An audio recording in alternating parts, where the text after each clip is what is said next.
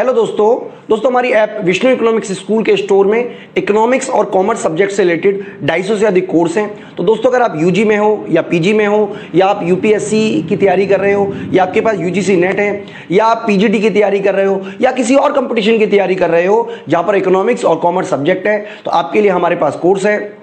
तो दोस्तों हमारी ऐप जरूर डाउनलोड कर लीजिएगा, विष्णु इकोनॉमिक्स स्कूल। इस वीडियो में हम आपको 15वें वित्त आयोग की जो सिफारिशें हैं जो कि 2021 से लेकर 2026 तक के लिए हैं, उनके बारे में बच्चों डिटेल में आप बच्चों को एक्सप्लेन करेंगे। इससे पहले हमने वित्त आयोग के ऊपर ऑलरेडी कई सारी वीडियो बनाई हुई हैं, तो वो सारी की सारी वीडियो आपको हमारी ऐप विष्णु इकोनॉमिक्स स्कूल में मिल जाएंगी। तो अगर आप हमारी ऐप डाउनलोड करते हैं तो आपको यूजी, पीजी, यूजीसी नेट और भी तमाम तरीके यूपीएससी के अलावा जो स्टेट पीसीएस होते हैं, तमाम तरीके के कोर्सेज जो हैं वो हमने बनाए हुए हैं, जो कि सारे के सारे आपको हमारी ऐप विष्णु इकोनॉमिक्स स्कूल में मिल जाएंगे। इसके अलावा पीडीएफ नोट्स और टेस्ट सीरीज भी आपको हमारी ऐप में मिल जाएगी। तो आप हमारी ऐप जरूर डाउनलोड कर लें, विष्णु इकोनॉमिक्स स्कूल।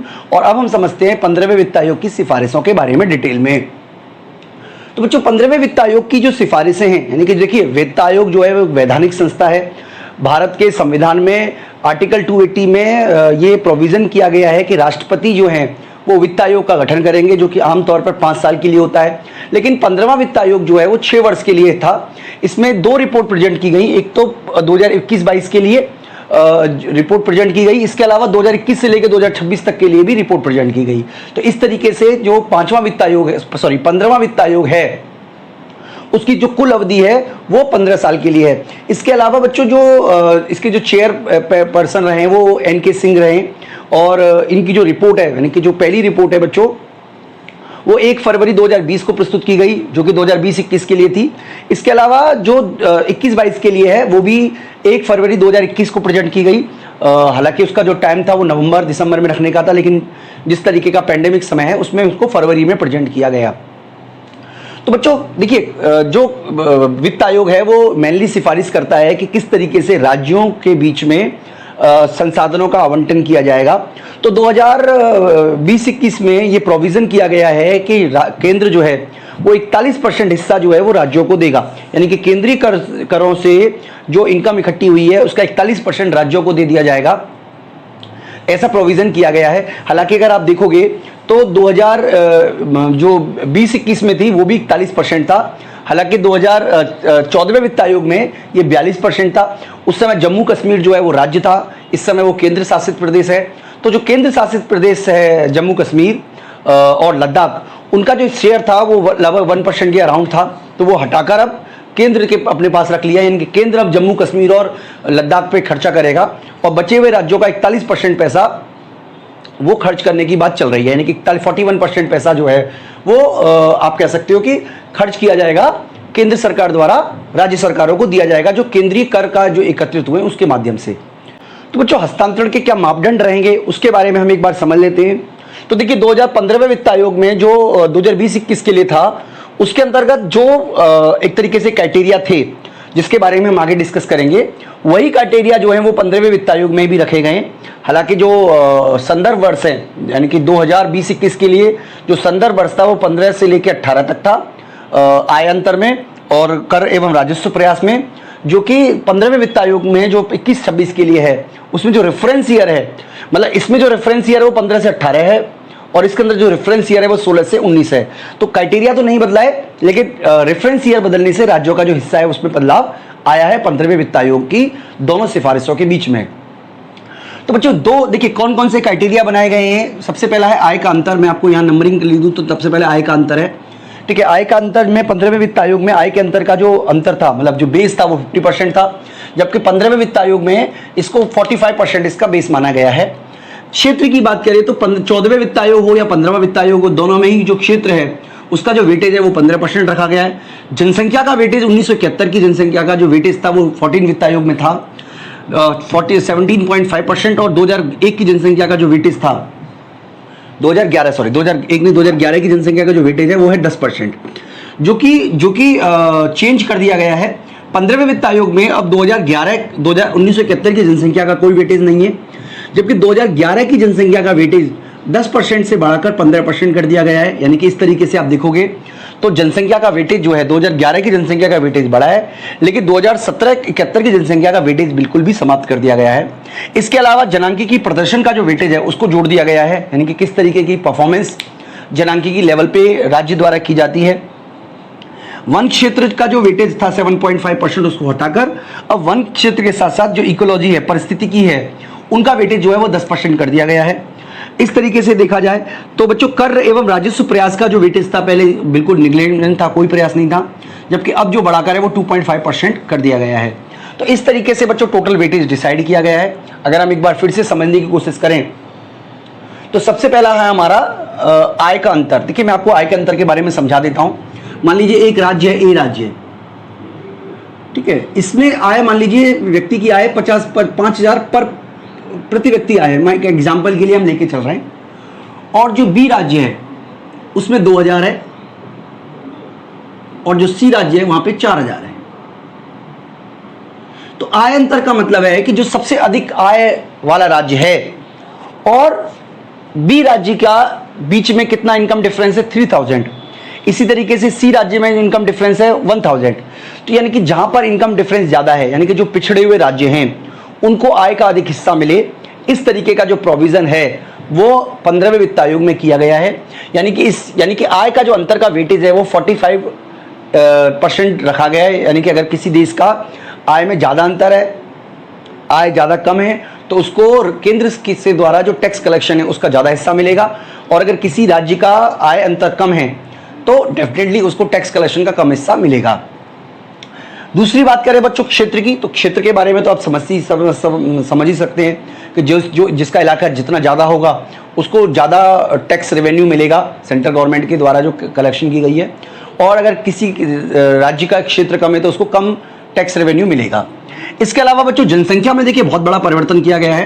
पहले जनसंख्या का जो वेटेज था वो टोटल मिलाकर 27% था, 27.5%।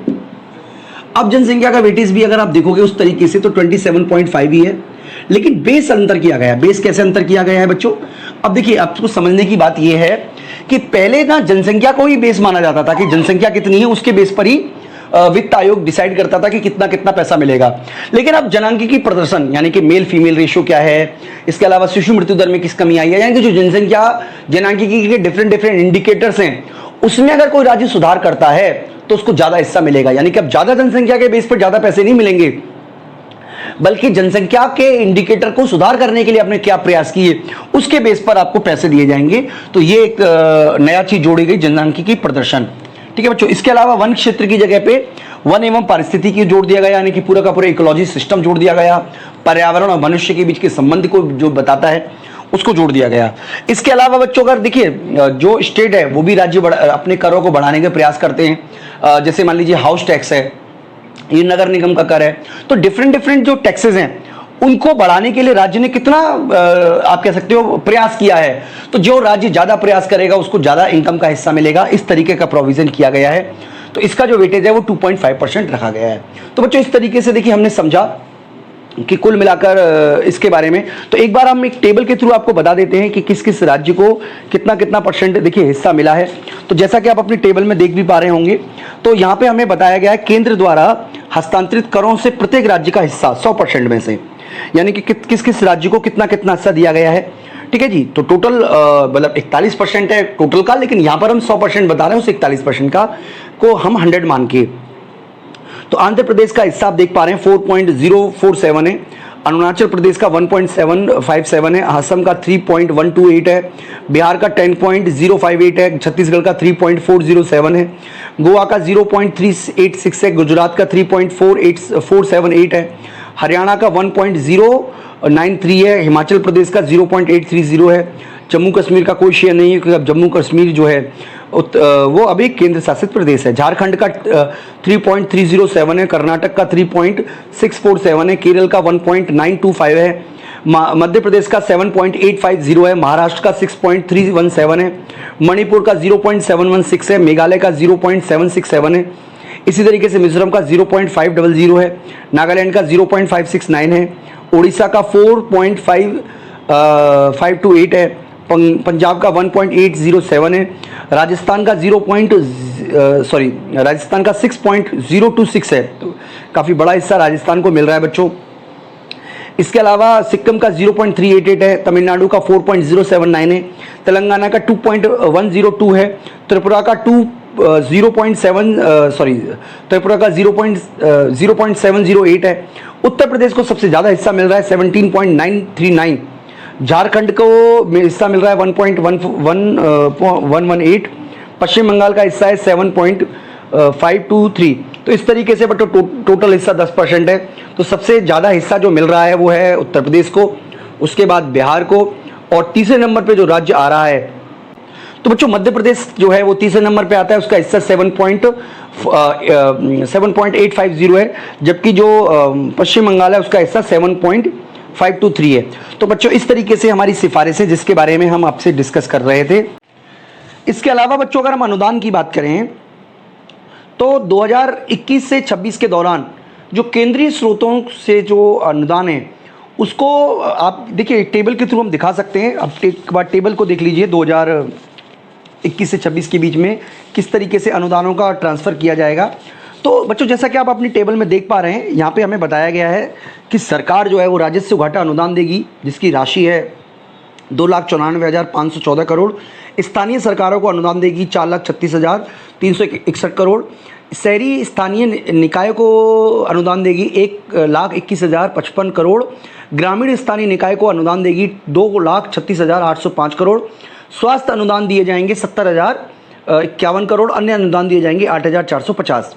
आपदा प्रबंधन अनुदान की जो राशि है वो है 1,22,601। क्षेत्र विशिष्ट अनुदान की जो राशि है वो 1,29,887।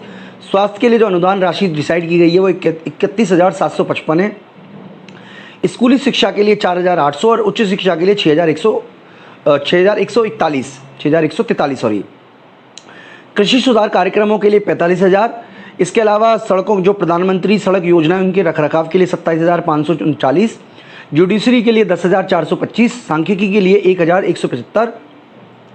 आकांक्षी जिले और ब्लॉक्स के लिए 3,150 और राज्य विशिष्ट अनुदान के लिए 39,599। इस तरीके से 5 सालों में जो कुल अनुदान राशि का प्रोविज़न किया गया है वो 10,33,062 करोड़ रुपए का किया गया है। ये सारी की सारी राशि बच्चों करोड़ों में है। तो बच्चों अनुदान की हम बात कर रहे थे, तो देखिए सबसे पहले अगर हम बात करें राजस्व घाटा अनुदान की तो 17 राज्यों में राजस्व घाटा समाप्त करने के लिए 2.9 लाख करोड़ रुपए देने की बात की गई है। ठीक है, तो ये जो अमाउंट है वो हमने ऑलरेडी डिस्कस किया था 2,94,554। इसके अलावा बच्चों क्षेत्र विशिष्ट अनुदान की अगर हम बात करें तो निम्नलिखित 8 क्षेत्रों के लिए राज्यों को 1.3 लाख करोड़ रुपए देने की बात की गई है। तो कौन कौन से क्षेत्र हैं? स्वास्थ्य, स्कूली शिक्षा, उच्च शिक्षा, कृषि सुधारों का कार्यान्वयन, प्रधानमंत्री ग्रामीण सड़क योजना में का रखरखाव, जुडिशरी, सांख्यिकी और आकांक्षी जिले एवं ब्लॉक। हर क्षेत्र के अनुदान प्रदर्शित होंगे, यानी कि ये सारे के सारे अनुदान देने की बात की गई है। इसके अलावा बच्चों राज्य विशिष्ट अनुदान की भी बात की गई है। आयोग ने 39,599 करोड़ रुपए राज्य विशिष्ट अनुदान का सुझाव दिया है। ये अनुदान निम्नलिखित क्षेत्रों में दिए जाएंगे। कौन कौन से क्षेत्र हैं? सामाजिक जरूरतें, प्रशासन और इंफ्रास्ट्रक्चर, जलापूर्ति और सैनिटाइजेशन, सांस्कृतिक और ऐतिहासिक स्मारकों का संरक्षण, उच्च लागत वाले भौतिक इंफ्रास्ट्रक्चर और पर्यटन। आयोग ने विशिष्ट राज्यों को विशिष्ट और क्षेत्र विशिष्ट अनुदानों की उपयोग की समीक्षा और निगरानी के लिए राज्य स्तर पर उच्च स्तरीय कमेटी बनाने का भी सुझाव दिया है। इसके अलावा बच्चों स्थानीय निगमों को भी अनुदान देने की प्रोविज़न है।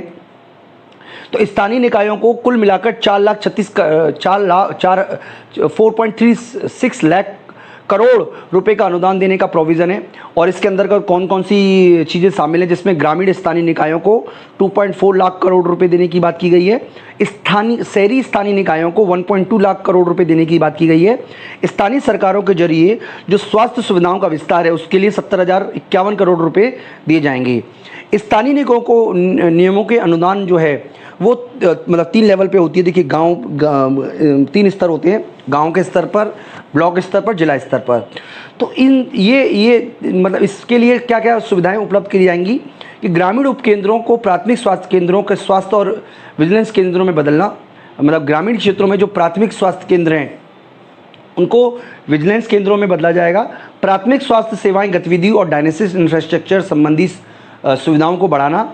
इसके अलावा जो HWCG है उपकेंद्र और PHCG और ब्लॉक स्तर पर सार्वजनिक स्वास्थ्य इकाइयों में सहयोग, इस तरीके का बच्चों प्रोविज़न किया गया है वित्त आयोग में।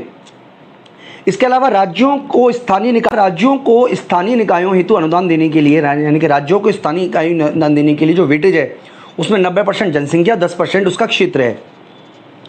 ठीक है बच्चों, इसके अलावा और भी कई सारे मापदंड हैं जिसमें पब्लिक डोमेन में अंतरिम और ऑडिटिंग अकाउंटिंग प्रदर्शित करना, राज्य द्वारा संपत्ति कर के लिए न्यूनतम फ्लो रेट निर्धारित करना, ये सारे के सारे भी मापदंड डिसाइड किए गए हैं।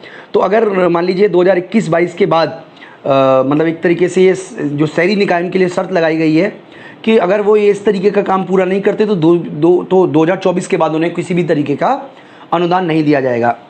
तो बच्चों इस तरीके से हमने जो 15वां वित्त आयोग है उसकी सिफारिशों में अनुदान के बारे में समझा। इसके अलावा और भी कई प्रकार की सिफारिशें हैं जिसके बारे में हम दूसरे पार्ट में आपको समझाने की कोशिश करेंगे। तो बच्चों अगर आपको वीडियो अच्छी लगी हो तो वीडियो को लाइक करना और चैनल को सब्सक्राइब करना ना भूलें। इस वीडियो में इतना ही दोस्तों, थैंक यू।